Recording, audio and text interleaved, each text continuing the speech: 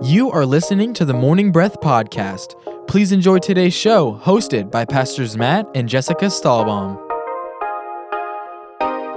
Hey, welcome to Morning Breath, your drive time devotion, sure to jumpstart your day. I'm Matt, and this is Jessica. What's up, Jessica? What's up, Matt? What's up? Isn't it funny? We don't really say each other's names that much when you're married. You're just like, Hey, honey. hi. Hey, babe. No, we don't do that. We have the names we use and the names we don't. Hello.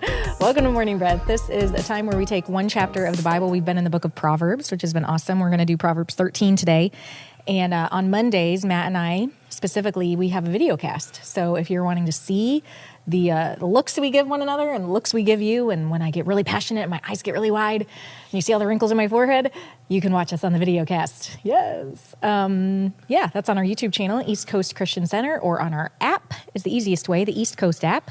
And if you're looking for a church, if you don't have a church home, so many people are moving to the area. Have you noticed that? Oh, yeah. Like, so many people have been coming to church, and they're like, just moved here, just moved from Arizona, from California, from New York, Minnesota. I just met a girl from Minnesota. Like, Michigan. It's amazing. They're trying to get out of the north. Yeah, they're cold. So they're coming to our awesome winter here. This is the best time to move here. Yeah, and honestly, and we all know this as Floridians, we're super grateful about many of the COVID things that we haven't had to deal with, as many have had to deal with up north. And it's causing people to come here. Yeah. I just met somebody actually last week from Toronto. This kid was out at the golf range, and he was like just crushing the ball. And Brandon was there with me. And he's like, so you play in college? He's like, I'm 16. Oh, my gosh. And we're like, okay. And they just moved here from Canada? No, they're just down from Toronto. Oh. And I said, I was like, have you been golfing for your school? He's like, nope. I haven't been able to golf for a year. Oh, my gosh. And I was like, wow, you must be enjoying it down here in Florida. Yeah. He's like, I am. I really am. Like,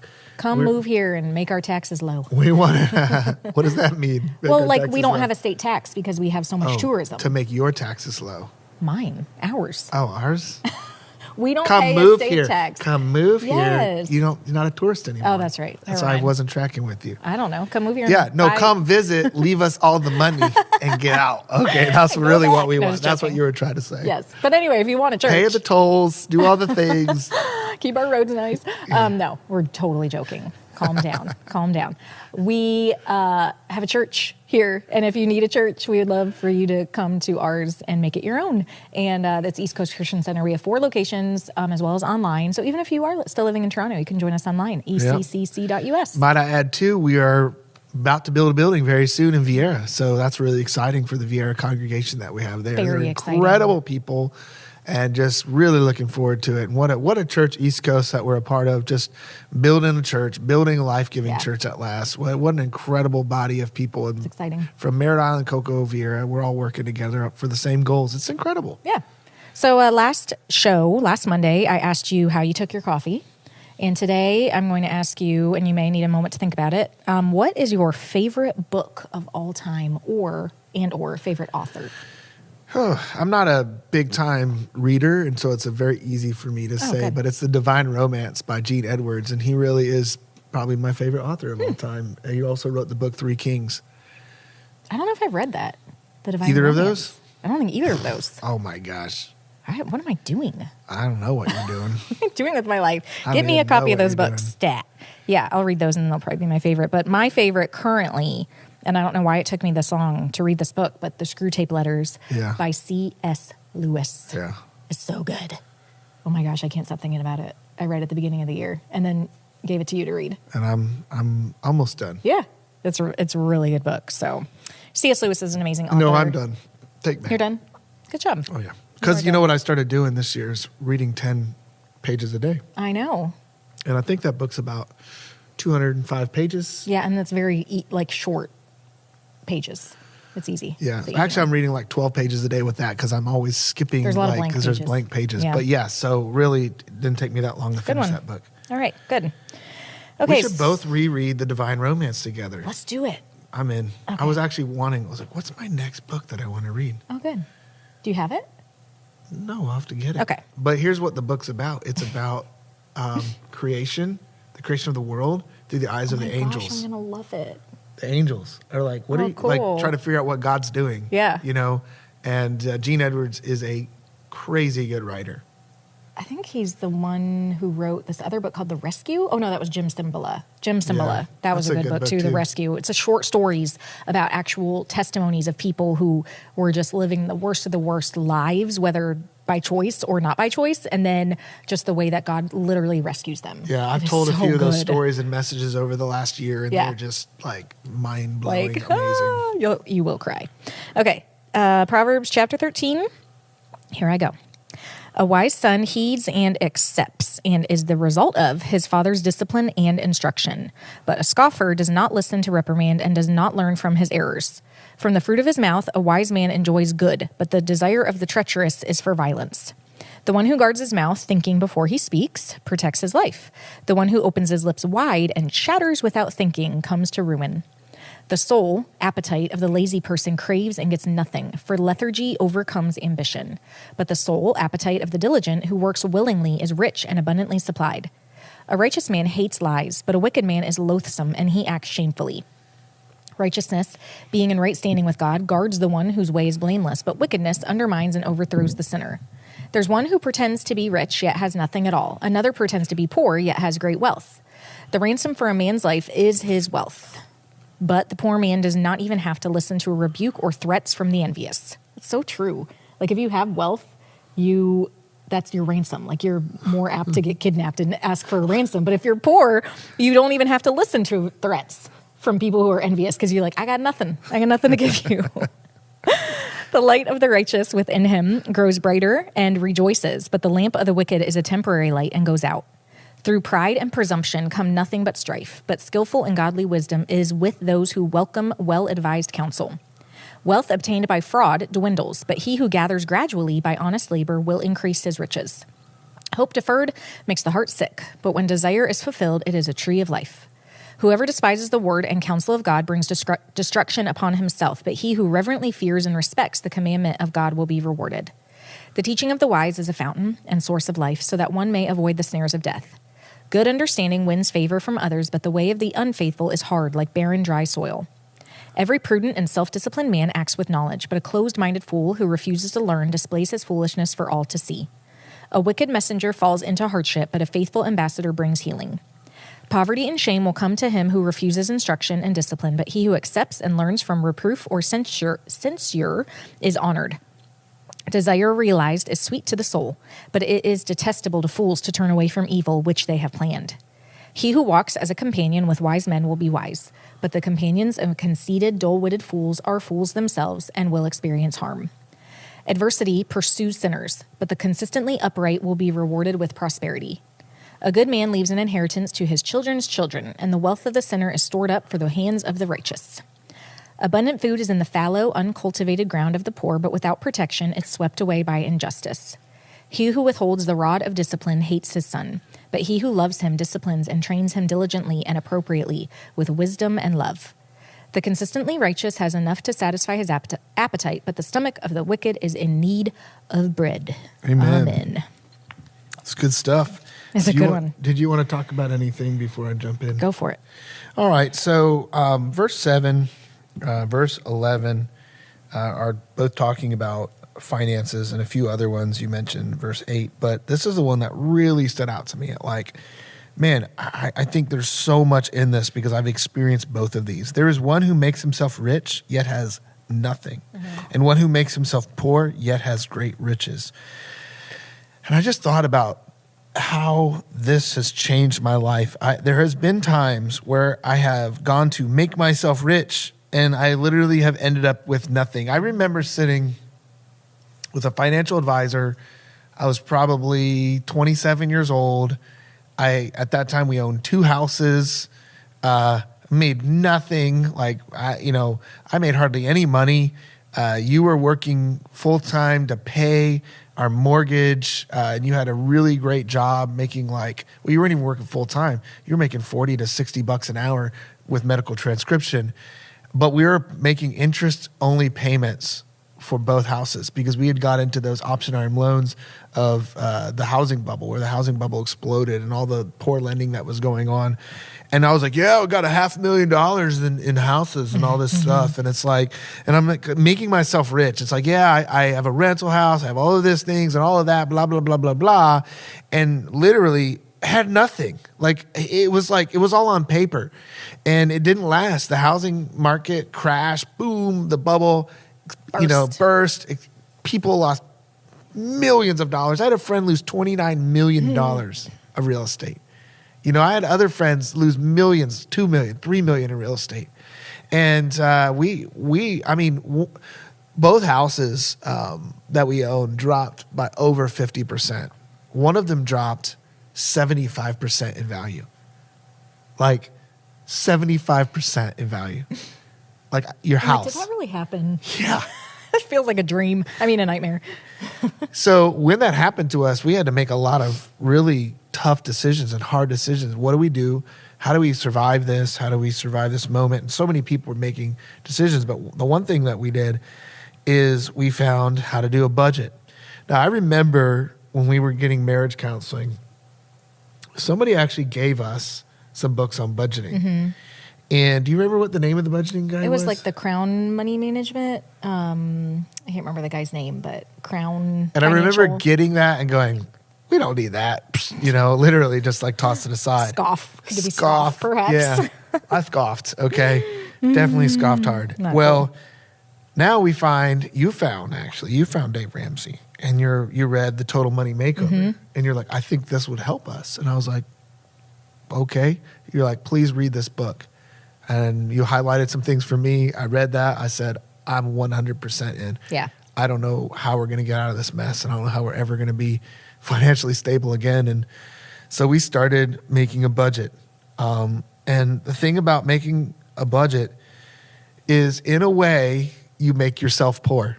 And I love how you do this. You do this so well. We have a certain amount that we'll spend on food. We have a certain amount that we'll spend on saving up for vacation. We have a certain amount that we'll spend on car payments or, saving up for car fixes. And we have a certain amount we budget for medical.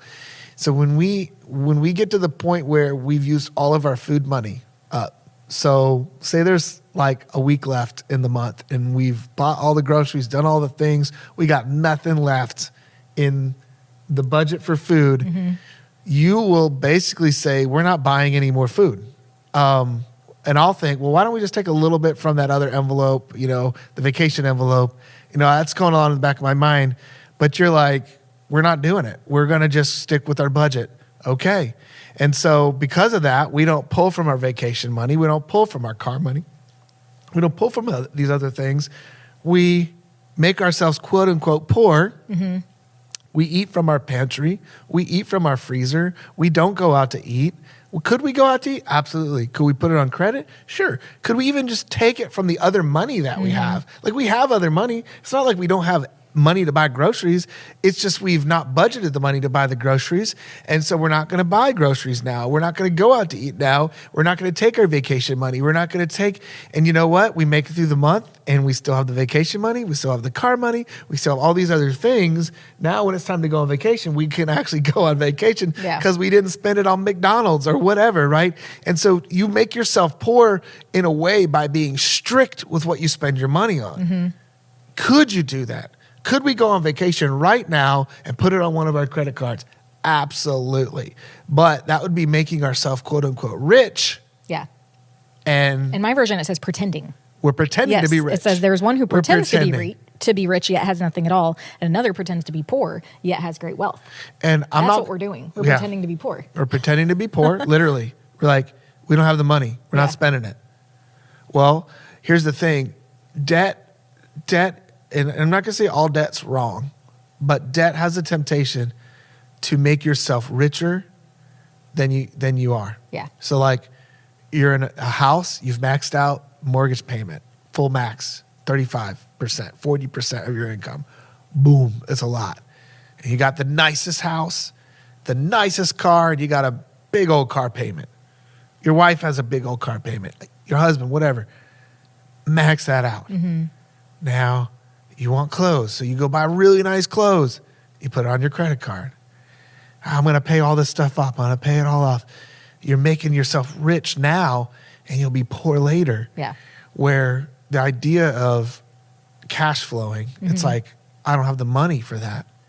I'm going to do a 15-year mortgage at 25% of my salary and live in this house until it's paid off. Now, you're making that mortgage payment to yourself, right? Or you're making that mortgage payment to the other things in your life that you need. Your kid's a medical bill, kid break a foot or whatever. Like, you need to pay the for insurance, whatever that is, the minimum for insurance. Or if you don't have insurance, you need to pay it all out of pocket, right?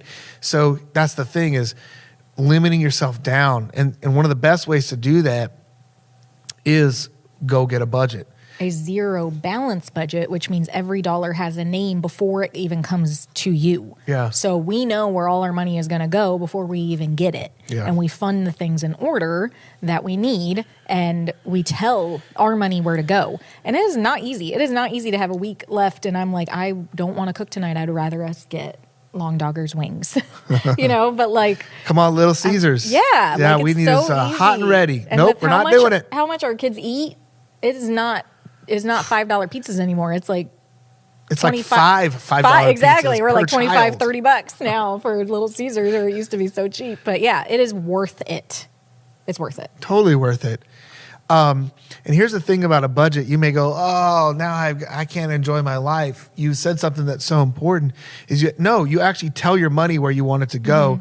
And so you say, hey, I'm going to spend $20 a month on coffee. And now you're going to pay attention that you don't stop at Starbucks every day on the way to work and get a $6.50, 47 ounce, Because by the 3rd of March, you'll be done. Yeah, you're done. You're not going to have any more coffee until April. So you're like, well, maybe I'll buy a bag of coffee, my own half and half, and a frother, and I'll make it myself at home. Well, that's going to cost me extra time. Well, guess what? That little extra time that you have right now will put more money in your pocket for the thing that you want to spend. Instead of spending $80 a month on coffee, which could easily be done, you spend $20, so now you got $60, and you say, well, I really wanted that gym membership at that gym that was a little pricey. I wanted that CrossFit membership. I wanted that membership where there's the sauna and all the things. Well, now, okay, so go ahead and get that $60 membership now. You put 20 in coffee, 60 in the gym.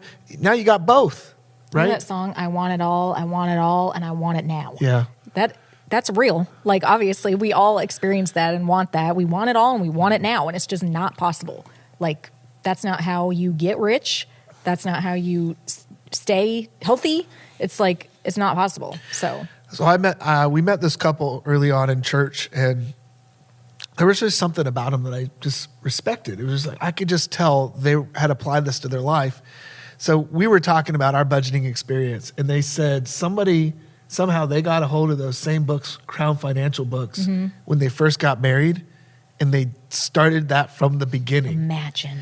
And, where I literally remember just going, I don't need a budget, and I was pretty conservative financially. Like, I still am, and you are too. We don't have like a propensity to spend a ton of money. Sometimes I'll ease off here or there, but typically I'm pretty conservative. And, they started from the beginning, and I'm like, no wonder why they're in a position that they're in. No wonder why, has a great job but doesn't drive a super fancy car. You know what the best day to start a budget though is?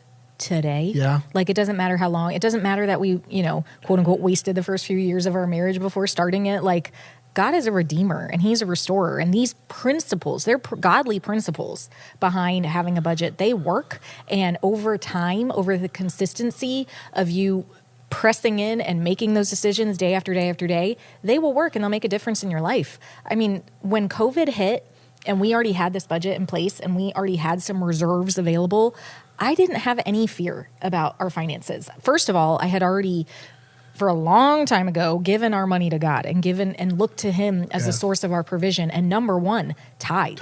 Like, the first 10% of anything that comes into our life, we give back to God because he's the one who gave it to us all. And I believe 1,000 billion% that was a shield around us and around our church and around people who have that principle in their life. And that's something Dave Ramsey will say right away is like, be a good steward of God, of the money God's given you, and tithe. So that's number one.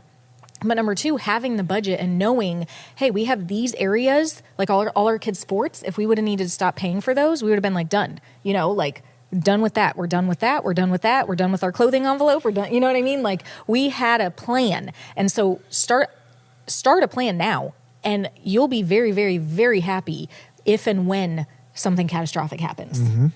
It's priceless, literally priceless. Yep.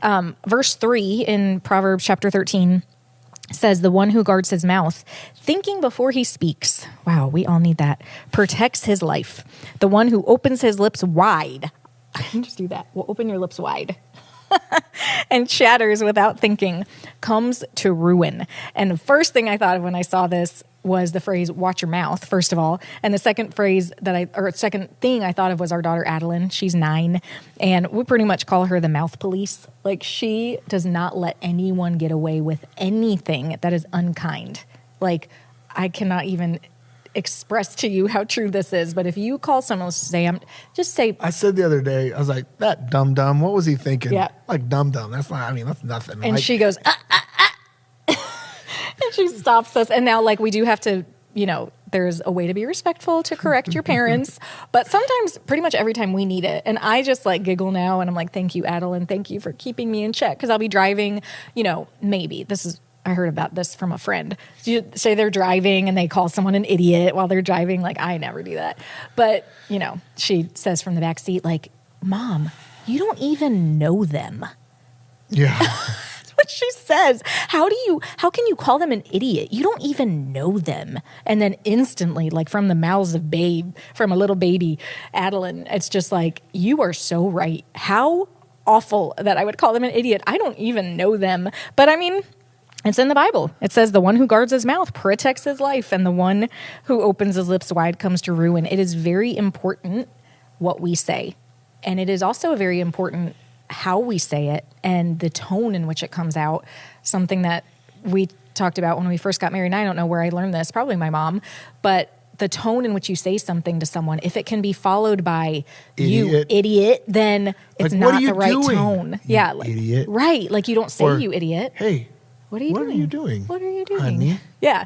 Tones matter. Tones matter. Tones. Your tones are all wrong. Motives matter as well. Like why you're saying what you're saying. Like it is a big deal.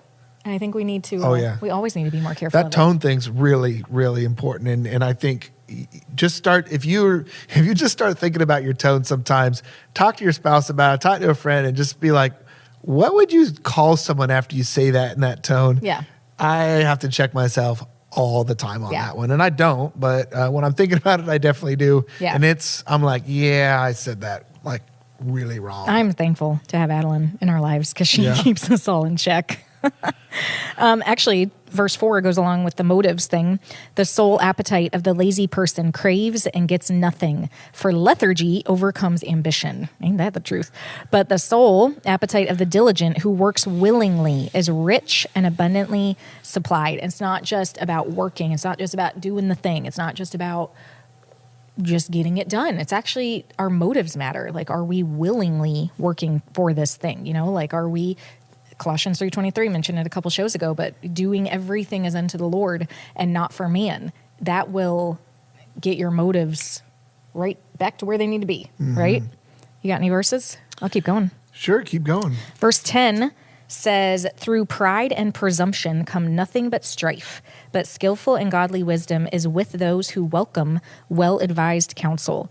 That is so true. I've started to think back at like every fight we've ever had, which I can't even remember what they're about, but you can remember like the fight or a fight happened. And we've been married 17 years. Is that right? 17 years.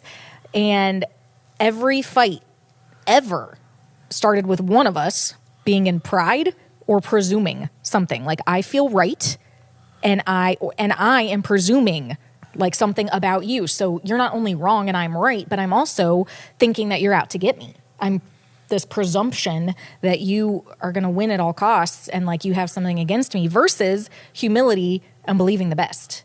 Like pride and presumption, there's always going to be strife. But when there's humility and believing the best about one another, that gives the chance for like good things to happen. Well, yeah, pride keeps us from humbling ourselves and asking for forgiveness when we're wrong. We'll say, well, you're also wrong, so I'm not. I'm not saying anything. I'm not saying I'm sorry until you say you're sorry. Nothing but strife. Literally, if somebody doesn't humble themselves and say they're sorry first, nothing's going to happen. Mm-hmm. And I'll just say, guys, take the lead on this. Like, typically in a marriage, your wife is going to respond to you. She's going to reflect what you give her. And you know, you've heard it said with 10 seconds left on the show, is that you give your wife a house, she'll make it a home, right? And so give your wife humility and she'll respond to that humility, and pride will be crushed. And next thing you know, you're walking in peace. True that. Thank you so much for listening to Morning Breath. We'll see you next time. Bye. We hope you enjoyed today's episode of the Morning Breath podcast. If you did, we would love for you to give it a thumbs up and share it with a friend.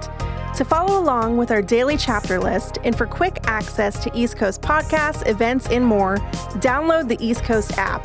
It's the best way to stay connected with everything East Coast. We would also love for you to join our online community. Just search for East Coast Christian Center on Facebook and Instagram. Thanks again for listening to the Morning Breath podcast.